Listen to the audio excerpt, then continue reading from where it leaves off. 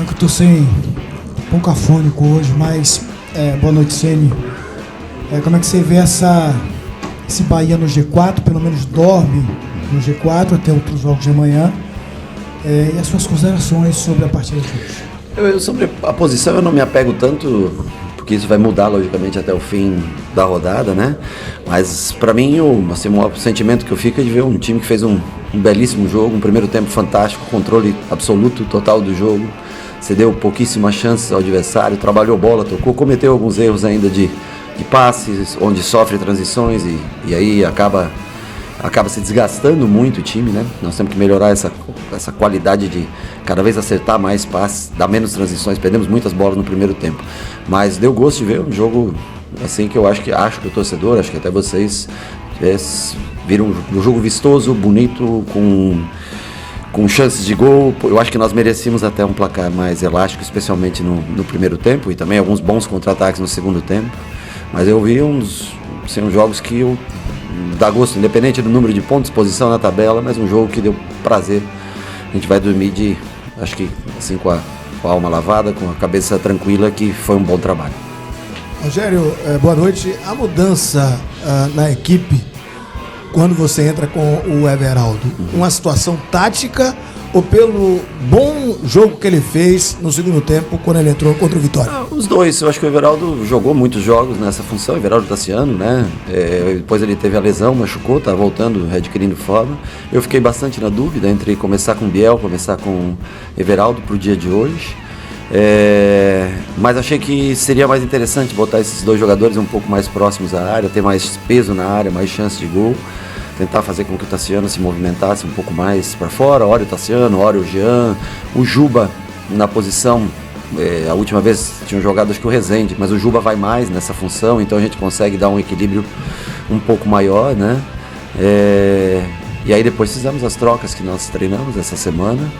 Mas eu gostei do jogo do Everaldo, não pelo gol só, mas um jogador que consegue segurar a bola, reter um pouco mais a bola à frente, dar um pouquinho mais de tempo para o time sair de trás. São características que você vai tentando achar dentro do jogo. Você também tem as dúvidas, eu também tenho as dúvidas. Essa, eu até 4, 5 horas antes do jogo, eu ainda pensava um pouco em como fazer.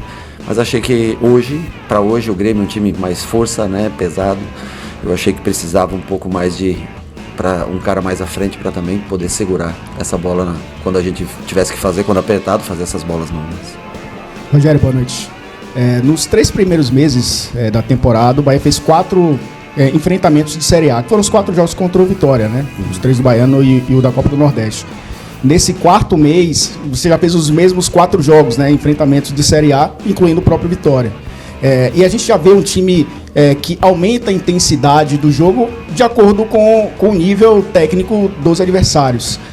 No que a gente está vendo agora essa real versão do Bahia na temporada, e se sim, esses 3 meses ajudaram em quê para o Bahia chegar a esse nível? Bom, os 3 meses eles são importantes, porque teve pré-temporada, época foram muitos jogos, acho que as alternâncias de time de jogo para jogo que nós tivemos para experimentar um ou outro em determinada posição, né, para atuar num sistema de jogo que a gente usa, que não é um sistema, em algumas posições ele é de bastante intensidade física e cansaço, né?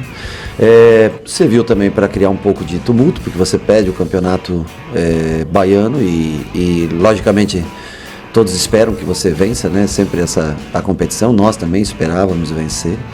E vão se ignorando todos os atenuantes que tiveram no jogo, como expulsão, jogar 70 minutos com um jogador a menos. O Vitória é uma equipe que tem muita consistência defensiva, uma equipe que defende muito bem. E hoje nós jogamos contra um time que é muito técnico, de muita qualidade técnica, mas que deixou alguns espaços dentro do campo de jogo para que a gente dominasse um pouco mais a partida. Então, eu acho que nós condicionamos muito também nossa produção de acordo com como o adversário se posta dentro de campo, né? Eu não posso dizer para você que isso é os 3 meses serviram para jogar, eu gostaria de jogar sempre dessa maneira, sendo predominante no jogo, tendo posse e controle e finalizando muito mais do que o adversário, mas infelizmente nem sempre isso vai acontecer. Nós vamos sempre tentar fazer com que o time tenha o controle de jogo, mesmo jogando fora de casa, vamos tentar sempre ter maior posse, mais finalizações. Mas eu posso te falar sobre o jogo de hoje, que isso é muito próximo do que a gente deseja para o Bahia na temporada. Boa noite, Rogério. Parabéns pelo triunfo.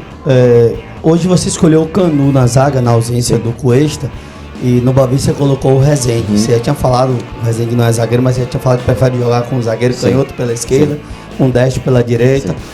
O que foi que a gente pode dizer que o Rogério fez de leitura antes dessa equipe do Grêmio para escolher o Canu pelo lado esquerdo na partida de hoje? E indo até muito bem, faça-se justiça também, fazendo um partidaço como fez hoje o Canu. Eu acho que ele foi, acho que de se destacar, a partida dele foi muito segura, jogando pelo lado contrário que ele joga, deixando o Gabriel jogar na direita. Os dois gostam mais de jogar naquela função, né? E eu não lembro de algum erro do Canu durante o jogo. Eu acho que ele fez se destacar, um cara que comportamentalmente, normalmente quando o Canu é um cara que fala bastante antes dos jogos, né? Ele se comunica bastante, muito comunicativo. E normalmente quando o cara está jogando, o cara é comunicativo. O cara sai do time para um determinado jogo, o cara muda. O Canu não. O Canu é sempre a mesma pessoa. Jogando como ele vinha jogando, cedendo lugar para o Gabriel como foi, acho que foram nos últimos 2 jogos, né? 3 jogos, hoje, no terceiro jogo. E ele continua a mesma pessoa. Então fez um grande jogo de se destacar. Eu até treinei com o Rezende na função. Rezende Canu e Rezende Gabriel. Treinei durante a semana, né? Quando a gente tem um pouco mais de tempo, dá para você fazer, né? Algumas. Mas eu achei que o Rezende ia ser preciso o Rezende ou numa eventual lateral esquerda, numa necessidade, caso o Juba cansasse. E tinha quase certeza que seria necessário no primeiro volante quando a gente estivesse numa reta final de jogo. E eu acho que assim, eu tirar o Canu, eu coloquei o Gabriel, jogou o Gabriel Cuesta, né? E voltar. Você tem que ter respeito pela posição que cada um também conquista na equipe. Então o Canu voltou naturalmente na sua função. O Cuesta não pôde jogar hoje pela cirurgia, acho que vocês foram comunicados, a cirurgia que ele fez no nariz. Eu acho que para terça-feira tem grande chance dele poder estar à disposição. Mas para mim o que mais fico feliz é que ele tenha feito, aliás, a dupla de zaga fez um jogo bem seguro. O time como um todo, não tem hoje um jogador que eu tenha falar para você assim que jogou abaixo. Juba outra vez, um jogo linear, que eu acho que é o mais importante. E meio construiu bem, enfim, não tem muito que... Fizeram todos um bom jogo, as próprias trocas que entraram também, tentaram fazer o seu melhor dentro do campo. E a gente segue nessa atuada agora já com o jogo na terça-feira. Mas o Canu, por jogar do lado esquerdo, eu preferi deixar o Gabriel na dele, que ele vinha jogando, e o Canu se adaptar da maneira como foi, fiquei muito feliz por ele. Boa noite, Rogério. Parabéns pelo triunfo. Pensando no jogo de terça-feira contra a equipe do Criciúma, e tendo em vista as mudanças que foram feitas hoje, a gente pode ter uma mudança drástica de sistema ou os mesmos que começaram o jogo hoje vão para o jogo na terça-feira? Bom, eu gostaria até de adiantar para você, mas isso nem é uma coisa que nem eu no momento sei, né? Eu vou assistir, eu vi hoje eu estava preparando a preleção para o jogo e assisti uma parte do Criciúma e Vasco e foi um controle de jogo absurdo do Criciúma. Eu achei que eles dominaram a partida do começo ao fim, se impuseram, mereceram vencer, pelo pouco que eu vi do jogo. E também já estava analisando um pouco o Criciúma já das primeiras partidas, 2 primeiras partidas do campeonato. Mas hoje eu já tenho o jogo todo, vou assistir ainda hoje, né? Para na segunda-feira ver a avaliação de cada jogador, como se encontra, o que a gente pode fazer, ou aonde a gente pode ter, se tiver alguém um pouco cansado, onde a gente pode ter uma troca ou outra. Não surpreenderia se tivesse 1, 2, 3 trocas, mas nós vamos tentar, ou até mais, mas nós vamos sempre com o objetivo de vencer, sabendo que nós vamos enfrentar um time que conseguiu um belíssimo resultado hoje, está com 5 pontos no campeonato, tem um treinador com um trabalho de 2 anos e meio à frente, que é o Tencati, que eu conheço bem e é um ótimo profissional. Vamos analisar com calma. Se eu dissesse para você aqui, eu estaria mentindo no dia de hoje qual o time que começará na terça-feira.